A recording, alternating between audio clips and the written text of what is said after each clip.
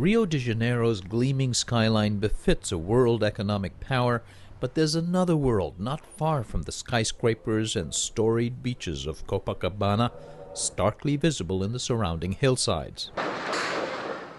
It's a violent world. Even after police crackdowns and community policing initiatives in these slums or favelas, Rio had 4,800 homicides in 2010. That's more than 10 times the number in New York City, which had the most murders among U.S. cities.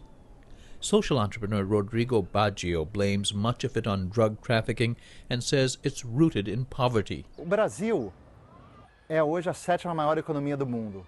Brazil is the seventh largest economy in the world, but it also has one of the world's highest levels of inequality. A large portion of the population lives in economic and social exclusion. They earn very low incomes. Baggio grew up in a privileged Rio family, a self-described computer nerd, but he's focused much of his work on using technology to tackle that inequality. His Center for the Democratization of Information Technology, or CDI, works with local community or faith-based groups to bring technological literacy to people in the favelas. Instructors come from the community, get training from CDI, and teach the basics about software, how to do research on the internet, shoot video, often with just cell phones. This equipment may be more readily accessible now, but Baggio wants to transform how these tools are used. Technology and technological inclusion allows for an impact that's greater than just learning how to use a computer and being able to have access to the internet. The big impact is that it empowers low-income communities because it teaches them to utilize technology to understand their reality in a better way and identify the challenges that they face. Baggio's favorite example is this video posted on YouTube by a group of young people. These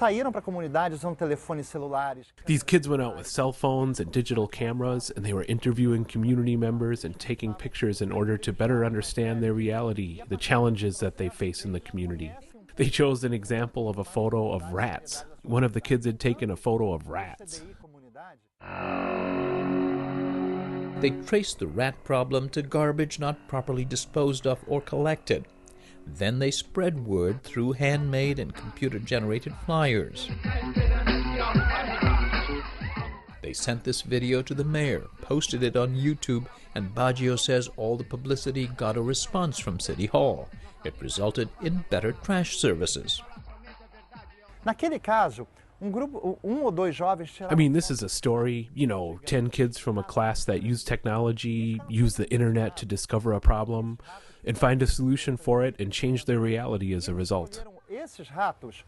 Baggio left a prosperous business career in 1995 to start CDI, looking to combine volunteer work he'd done with street kids and his computer savvy. He relied mostly on corporate donations early on. Today there are 820 CDI-affiliated computer centers plus 6,500 smaller cyber cafes. Together they serve 1.3 million low-income people across Brazil and 13 other countries. CDI still gets corporate donations, but designs self-sustaining enterprises. Once a computing school is set up, for example, the community partners must maintain them, often through nominal fees for students who can afford it. At this community center, a hardware repair shop employs CDI alums and generates income for the school. Just up the hill, another alumnus, Alex José do Nascimento, opened his own tiny cyber cafe. Because this is a very poor area of the slum, and they have never had access before really at all, I hope that for the next few years, 2014 and 2016, to really be able to grow this business. 2014 is when soccer's World Cup comes to Rio, followed by the 2016 Olympics. Nascimento hopes to benefit from the windfall in spending by the city and tourists.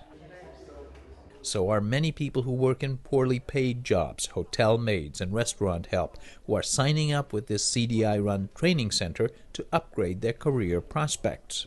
23-year-old Wanderson Skrock is the center's manager. He's also getting his business degree in college. He's come a long way since running into a CDI trainer while in a juvenile prison for drug dealing. The internet really opened my eyes. When I was a drug dealer, I had all the money, all the bling, all the women, all the material things that I wanted, but I didn't have freedom. I was afraid to leave my community, afraid to go to the beach, shopping. I didn't go to the malls.